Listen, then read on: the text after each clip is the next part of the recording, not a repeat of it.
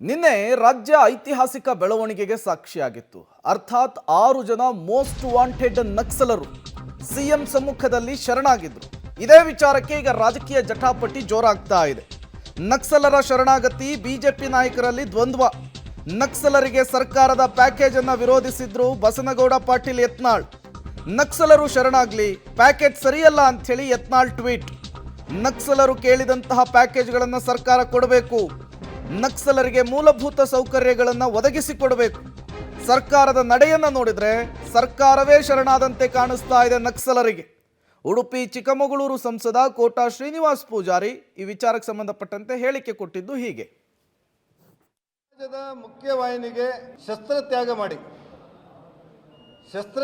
ಮಾಡಿ ಸಮಾಜದ ಮುಖ್ಯವಾಹಿನಿಗೆ ಬಂದು ಈ ನೆಲದ ಕಾನೂನನ್ನು ನಾವು ಗೌರವಿಸ್ತೇವೆ ಅಂತ ನಕ್ಸಲರು ಹೇಳಿದರೆ ಅವರನ್ನ ಶರಣಾಗತಿಯನ್ನು ನಾನು ಸ್ವಾಗತ ಮಾಡ್ತೇನೆ. ಸರ್ಕಾರದ ಆ ನಿಲುವು ಸರಿ ಇದೆ ಅಂತ ಹೇಳೋನು ನಾನು.